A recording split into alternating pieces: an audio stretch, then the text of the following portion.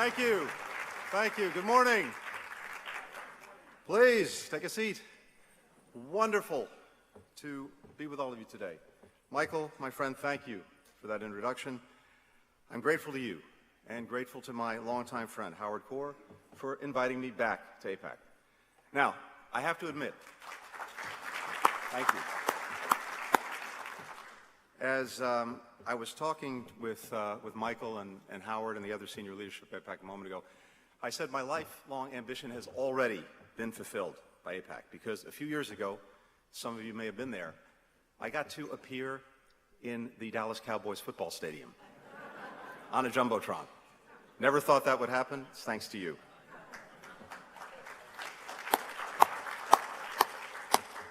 So I am honored to be here with hundreds of fellow friends of Israel from across our country.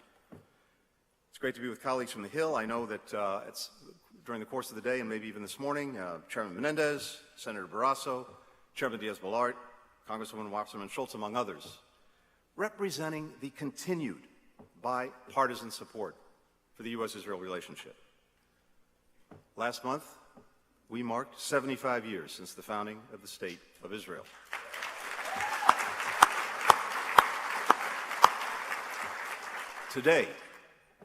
Today we celebrate 75 years of the U.S.-Israeli partnership.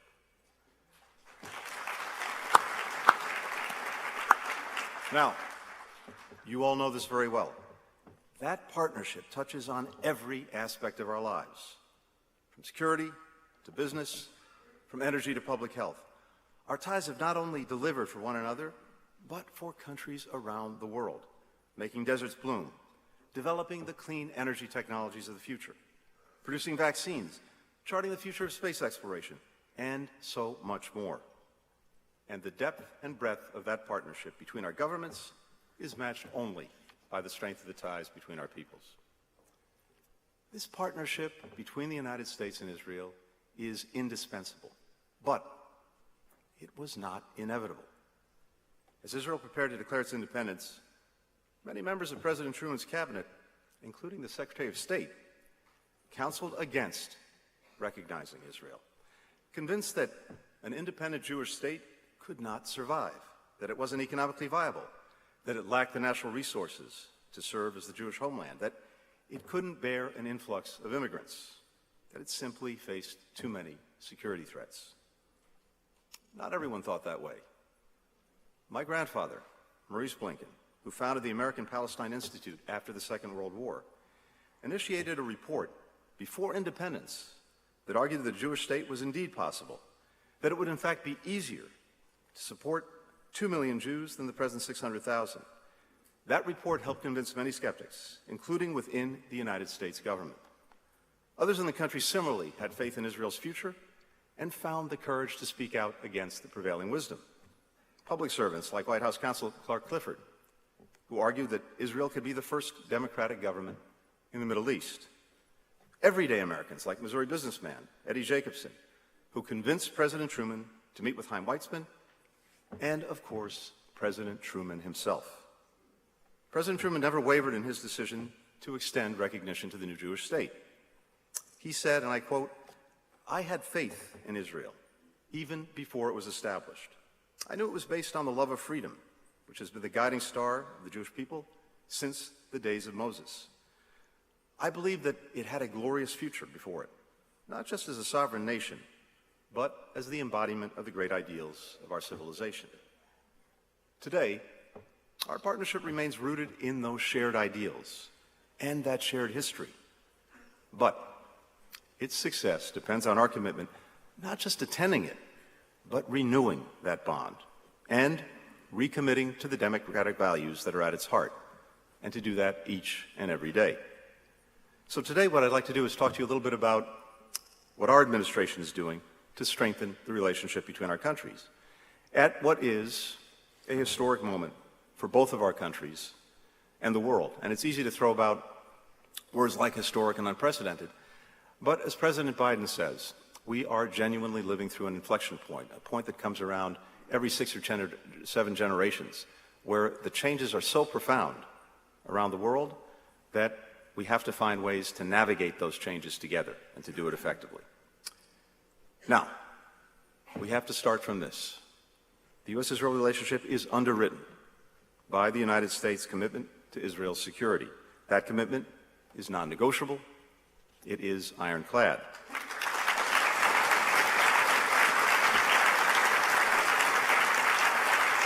We are providing $3.3 billion in foreign military financing to Israel each year. On top of that, Israel receives $500 million in funding for missile defense, tens of millions more for new counter-drone and anti-tunneling technologies. That is in keeping with the 2016 Memorandum of Understanding negotiated by the Obama-Biden administration, and it is more than at any point in the history of our relationship. We're also delivering an additional $1 billion in funding to replenish supplies for Israel's Iron Dome, the missile defense system that we developed together and that has saved countless lives. All of this has been secured in partnership with our Congress with bipartisan support. We're also expanding our joint military exercises that improve how our forces work together seamlessly. This year, we have more joint exercises scheduled than at any point in our history. We're also conducting joint research and development on advanced military capabilities, working together on cutting-edge defense systems, including Israel's new laser-focused Iron Beam. This robust support continues to be critical in maintaining Israel's qualitative military edge, buttressing its ability to defend itself, and to advancing our national interests. America is more secure when Israel is strong.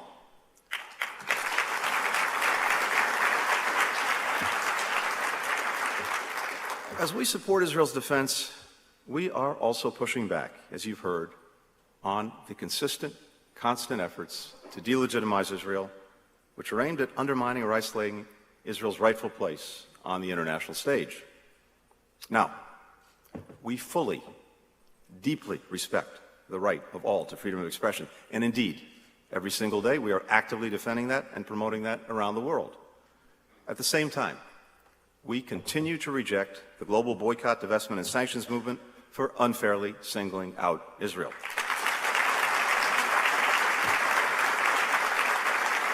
We are vigorously pushing back against anti-Israel efforts to exclude and target it at the UN Security Council, the Human Rights Council, and other forums around the world. And we're combating anti-Semitism, which we know fuels and intersects with hatred toward Israel. It is one of the oldest and worst scourges in our societies. It needs to be called out, it needs to be condemned, and it needs to be defeated everywhere in the world.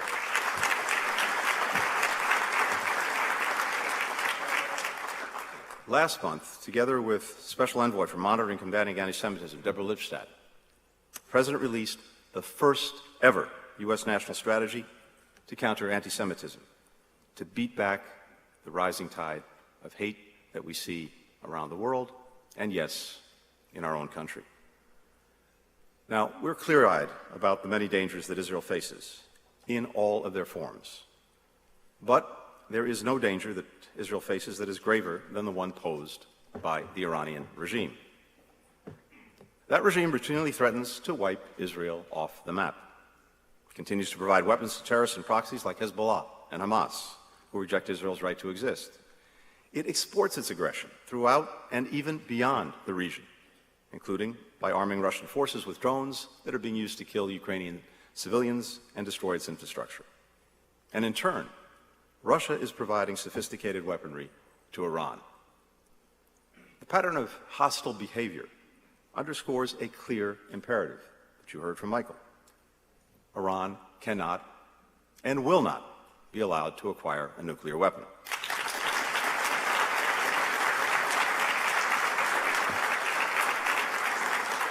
We continue to believe that diplomacy is the best way to verifiably, effectively, and sustainably prevent Iran from getting a nuclear weapon.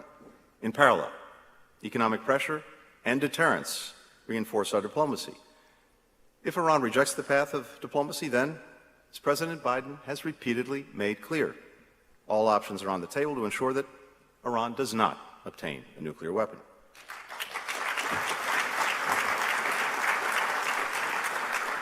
This three-pronged approach, diplomacy, economic pressure, deterrence, which also includes strengthening Israel's military capabilities, has bipartisan support. And it puts us in the strongest possible position to address the Iranian nuclear threat, just as we take on the many other challenges posed by the Iranian regime. The United States is advancing Israel's security and our own in another critical way, by working to deepen Israel's relationships with its neighbors to advance our goal of regional integration and de-escalation. Israel's further integration in the region contributes to a more stable, a more secure, a more prosperous region, and a more secure Israel. That's why President Biden has made it a cornerstone of his Middle East policy. We will soon create a new position to further our diplomacy and engagement with governments, the private sector, non-governmental organizations, all working toward a more peaceful and a more connected region. We've already achieved significant historic progress to deepen and broaden the Abraham Accords, building on the work of the Trump administration.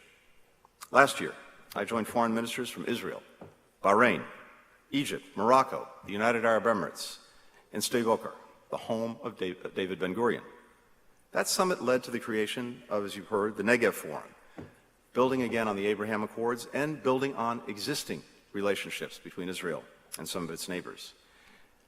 That forum is a regional framework that facilitates cooperation not only between governments, but also with businesses, with entrepreneurs, civil society, young people, on key issues that actually matter in the lives of people throughout the Middle East. Food security, water technology, clean energy, tourism, healthcare, education, regional security. Earlier this year, the working groups from that forum convened for the first time in Abu Dhabi, and that proved to be the largest gathering of Israeli and Arab governmental officials since the 1991 Madrid Peace Conference. All of this, unthinkable just a few years ago. And we're now working behind the scenes, leading with diplomacy to continue the momentum. There's also been concrete progress elsewhere in the region. If you look back just over the past year, Saudi Arabia and Oman unlocked their airspace to civilian flights to and from Israel. Following intense mediation by the United States, Israel and Lebanon completed a historic agreement last fall to establish their permanent maritime boundary, something that had been long in the works. That, in turn, lowered the prospect for conflict and also created a greater path for greater energy security in the region. We're helping Israel and Jordan, together with the UAE, implement Project Prosperity to collaborate on water and energy security, which is on track to launch by this year's COP28. And we convened new coalitions like I2U2, which brings together India, Israel, the UAE, the United States, to solve fundamental challenges facing our people, starting with food and energy security. That initiative was literally the product of a dinner conversation between my Israeli and Emirati counterparts. We had this idea. We got on the phone. We had the idea on a Friday. By Tuesday, we were on a video conference with our Indian counterpart.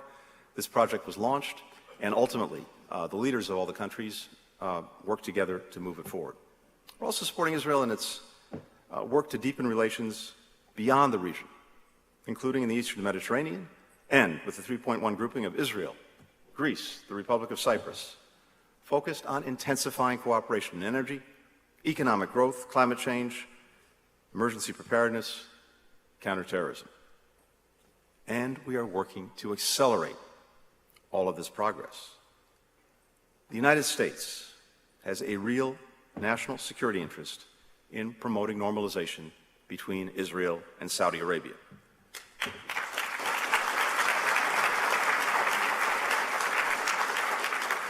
We believe that we can, and indeed we must, play an integral role in advancing it. Now, we have no illusions that this can be done quickly or easily, but we remain committed to working toward that outcome, including on the trip I'm about to take this week to Jeddah and Riyadh for engagements with our Saudi and Gulf counterparts. A more integrated, prosperous, stable region serves the interests of Israel, it serves the interests of our regional partners, it serves the United States. But integration and normalization efforts are not a substitute for progress between Israelis and Palestinians, nor should they come at its expense. Israel's deepened relationships with its partners can and should advance the well-being of the Palestinian people and the prospects for a two-state solution.